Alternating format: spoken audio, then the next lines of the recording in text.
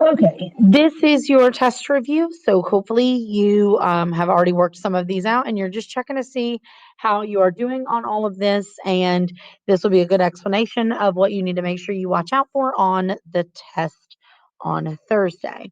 So, very first thing you want to look at here is we are adding two polynomials. So, we're adding them.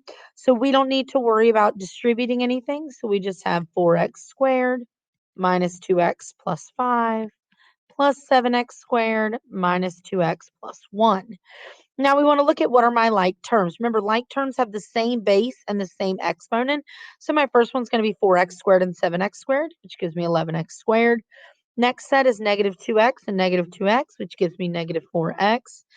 And last set is positive 5 and positive 1, which when added together gives you positive 6. All right, on number 2, you want to look here and see that it is subtraction. So this is really a negative 1 in front of there. So you want to distribute that negative 1 to each thing. So we have 6x squared minus x plus 3 minus 2x squared plus 5x minus 4. Make sure you remember to go ahead and change all of your signs. That is a key thing here. And then it's combining like terms just like on number 1. 6x squared negative 2x squared gives me 4x squared. Negative x, positive 5x gives me positive 4x. And last, positive 3 and negative 4 gives me minus 1. Looking at number three, we don't have any exponents to distribute. So we do just want to look at, go ahead and multiplying our coefficients. So 5 times 3 is 15. And then adding our exponents. So this is x to the 6th and x to the 2. You add those together, becomes x to the 8. Some of you on your graded homework forgot to write the x and you wrote 15 to the 8th power, which is obviously incorrect. So make sure you have your variable there on that piece. All right, with these next problems, what you want to make sure you notice is that everything needs an exponent on number 4. So we're going to go ahead and draw in our exponent on that 4 and give it a 1. Then this 2 on the outside gets distributed to everything on the inside. And remember, when we distribute, we multiply. So that should become 4 squared, x to the 6th, y to the 6th. Then we can simplify 4 squared and get 16. So it's 16x to the 6th, y to the 6th is our final answer. Remember, anything to the 0 power is 1. So all that stuff, no matter what it is, no matter what it simplifies, the answer is 1. That's it. Move on from it. Number 6, we need to look here at the different pieces. So the first thing we have is 15 over 10. We can't actually divide that evenly. So we want to look and see that we can divide into each piece a 5. So we're going to simplify that fraction and get 3 halves. Then we want to look at the c's. So it's c to the 4 minus 2. Remember, when we do division, we subtract our exponents. 4 minus 2 is c squared. And then for d, it's d to the 5 minus 2. 5 minus 2 is d to the third. These all have positive exponents. So we're going to have our final fraction as 3 over 2. C is positive, so it has a positive exponent, it goes on top. D is positive, so, or D has a positive exponent, so it goes on top as well. So then this is my final answer. All right, looking at 7, I want to use that same process. I have 8 over 10 as my fraction. Can't really divide into it evenly, so I'm going to divide each of them by 2, and I get 4 over 5 as my fraction. Then I want to look at x. Negative 5 minus 2 gives me x to the negative 7. For y, I have y to the 3 minus negative 7. Remember, minus minus ends up being a plus. So I want to write this as y to the 10th. So then my final answer, I'm going to go ahead and write out my fraction bar. I'm going to leave the, oh, sorry, not the 8. The 4 on the top and the 5 on the bottom, because that's what I got from my first thing. X has a negative exponent, so we're going to move it to the bottom so it can become positive. So it'll be x to the positive 7. And then y has a positive exponent, so it goes on top to stay positive. So therefore, this is my final answer. All right, this is one that people tended to struggle with on the graded homework. So remember that you want to rewrite these radicals as a fractional exponent. So we are going to rewrite it as our base of x. Remember, whatever's on the inside, the 6 becomes the numerator. Whatever's on the outside, the 11 becomes the denominator. So now we're done with 8. So let's look at 9. That 4x is going to be my base, so I'm going to keep it inside the parentheses. Remember, our whatever's inside is our numerator, so 3. And then if there's nothing written on the outside, it's an automatic square because that is called a square root. So it's going to be to the 3/2 power. Continuing on with these, rewriting as a simplified exponent form. Basically, we want a fractional exponent here. The key here is going to be on number 10 to go ahead and rewrite it as a fractional exponent, but still in the fraction. So 1 over x to the 5/3. But remember, just like what we did before, in order for it to move from the bottom of the fraction to the top of the fraction, we are going to write it as x to the negative 5/3. That is going to be your final answer. On number 11, make sure you keep in mind that 5x in parentheses should be your base. If anything does not have an exponent on the inside, it's an automatic 1. And then, so this will be to the 1/3 power. Let me write that 3 a little bit there. So it'll be to the 1/3 power. Hopefully these are making a little bit more sense to you. The next thing we're looking at is rewriting it into radical form. And this is where some of you struggled on the graded homework as well. You didn't write a radical. You did some kind of other thing going on there. So when we write our radical, we always want to write our letter on the inside. So we have the x. Remember, the numerator comes on the inside, the denominator goes on the outside. Now, with this, you don't have to write that 1, and you also don't have to write the square root or the 2 on the square root. You can write it as just the square root of x, and they are both equally correct. One is no more right than the other one. All right, let's look at the next one. So we do notice that it has a negative. So if you want to go ahead and make that into a fraction, 1 over 7x to the 4/5. Then we can change that fractional exponent to a radical. So 1 over the radical of, and we're going to leave 7x in parentheses on the inside. Remember, the numerator stays inside, denominator goes outside. So that would be your final answer. Okay, looking at these problems, we're still trying to rewrite them as radicals. So you want to go ahead and draw your radical in. Inside, you're going to write your 6x in parentheses. Your exponent on the inside is always the numerator, so the 1, and on the outside, it's going to be the 5 because that was your denominator, so that's the 5th root. All right, looking at number 15, this fractional exponent is only on the x, so the 8 does go in front. So then we draw the radical with the x on the inside. The numerator is a 2, it goes on the inside. The denominator is a 7, so it goes on the outside. Looking at solving a radical equation, we want to do our first thing is to always get the radical by itself. So you've got to get that plus 1 away. So we've got to minus it on both sides. So we have the square root of x plus 3 equals 6. Then to get rid of the square root, we actually want to square it on both sides. 6 squared is 36. When you square a square root, they cross out, they cancel. So x plus 3 is left here. Then we've got to get x by itself, minus 3 on both sides. X equals 33. Just like the previous one, the goal here is to always get the radical by itself. So what we want to do is we want to add the 3 first. So the cube root of 2x plus 1 equals 5. Then we're doing the cube root, so we raise it to the 3rd power to get rid of it. You got to do the opposite, remember? So the 3 and the cube root cancel out. We're left with 2x plus 1 on the left. And 5 to the 3rd power is 125 on the right. Then to solve, we want to minus 1 on both sides. 2x equals 124. Divide by 2. X equals 62 as your answer.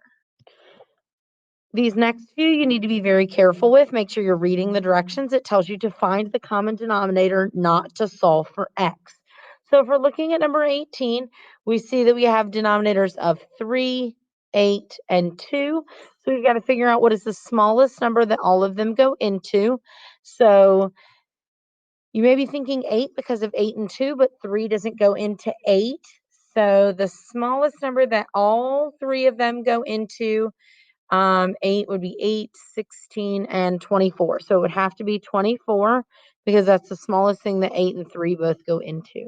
Looking at number 19, we have a denominator of x, denominator of 5, denominator of x, and a denominator of 3. So the x's, we know it's just going to have one x with it.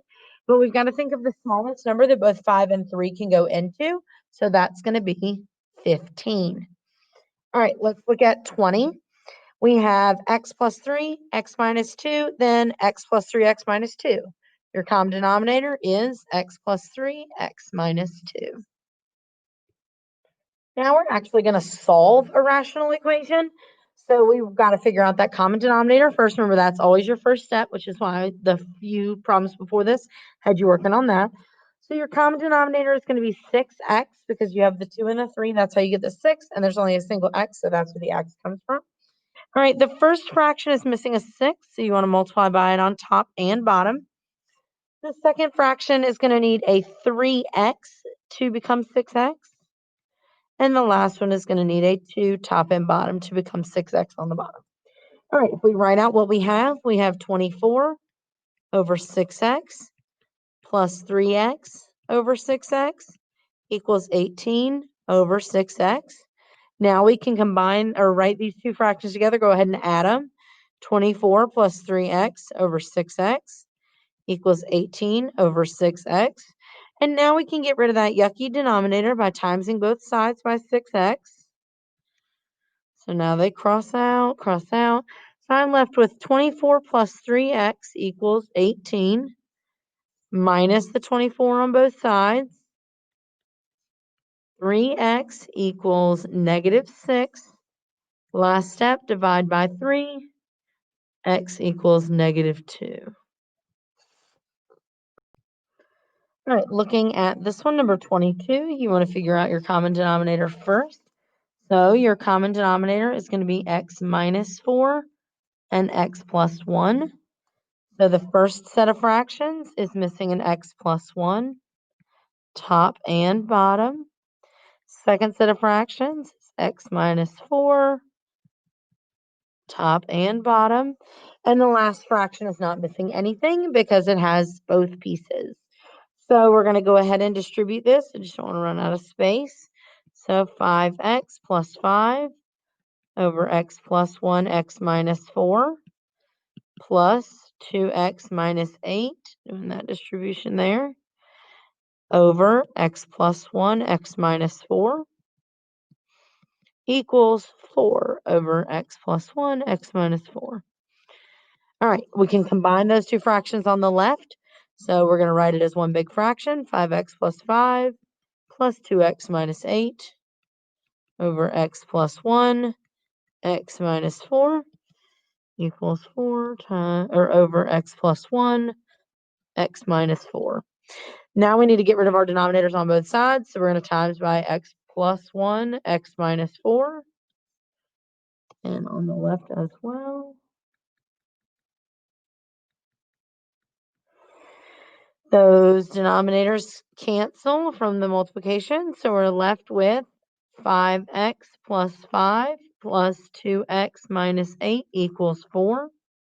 We want to combine our like terms. 5x and 2x gives me 7x. And 5 and negative 8 gives me minus 3 equals 4. Last step is to solve. Add 3 on each side. 7x equals 7. Divide by 7. X equals 1. All right, let's look at the questions from the last lesson that we did in class on Tuesday. So 514 people are surveyed and they prefer Christmas over Halloween in 2013. This number increases 3.8% every year. So it's asking us to write the equation here. So y equals, so remember our standard form is y equals a times b to the x, where a is your start value. So here my start amount is 514 people. And then my rate is that it's increasing 3.8%. So remember, we do 100 plus 3.8. That gives me 103.8. But remember, it's a percent. So we need to change that percent to a decimal. So then our actual rate is going to be 1.038 to the power of x, where it's the number of years. And remember, that would be years since 2013, but I don't think we have to fill it in for this specific problem. All right, yet again, we're still writing the equation here. So your standard form is y equals a times b to the x. The number of people with terminal illnesses decreases by 5.2% each year. There was 2,445,121 people with terminal illnesses in 2004. So y equals 2445121 times, now this is where you have to do your rate. So remember it's 100 minus 5.2 because it's decreasing. So that's going to be 94.8%. But remember, we got to take that percent and make it a decimal. So it's 0.948 to the power of x. And the x would be number of years like after 2004. Okay, with this next one, it's actually asking you to solve. It gives you the equation for it, and then it represents the unemployment rate of New York City in the year 1996. So how many people were unemployed in 1996? So that is the start year. So that means it's going to be our start value of 345,212, 345,212 people. Is this growth or decay? So to tell that, we're going to look right here and see that it is subtraction. So that is decay. What is the percentage of growth or decay? So the way we normally write this is a little different than it's written in this problem. So let's change those to percentages. So it says 1 minus 0.064. So let's change those to percentages. So take the decimal, move it 2 places to the right. So it would be 100 minus 6.4. So then the decay is 6.4%. And the last thing says predict the number of people who are unemployed in 2005. So we have to do 2005 minus 1996. And we get 9. So then we're going to fill 9 into our equation. So 345,212 to the 1 minus 0.064 to the power of 9. And if you type that in your calculator exactly as it's written here, make sure you're careful with your decimals. The answer is 19035.6, but remember this is people, so we're going to say 190,357. You always want to make sure when it's talking about individual people that we have a whole number. All right, well, on these, you can see I already crossed out C and D. We're not going to do those type on our test. I didn't show it to some of my classes because it's a little intense on calculator steps. So we are going to take that off of the test review and off of the test. So we're just going to worry about A and B here. Dancing with the Stars is becoming more and more popular. The number of people that get tickets to watch the live show grows exponentially by 3.1% every year. 1,032 people got tickets to the show in 2011. Find the equation that fits the data. So it's going to be y equals 1,030 3.1, which is 103.1%. And then we want to make sure we change that to a decimal. So it's 1.031 to the power of x. The next question says, how many people got tickets in 2014? So if you do 2014 minus 2011, that is 3 years. So we're going to fill in 3 for our exponent. So 1032 times 1.031 to the 3. I'm going to type that in my calculator. And I get 1,130.98, which yet again, these are people, so we're going to say 1131. Make sure your rounding is good. You don't want to have partial people. That's just not a thing. All right, I hope this helped you, and I hope you are ready for your test on Thursday. Make sure if you do have any questions that you don't hesitate to send me an email and ask to meet up with me. I do not mind meeting with you on Google Meet during the asynchronous day if needed. Have a good day, guys.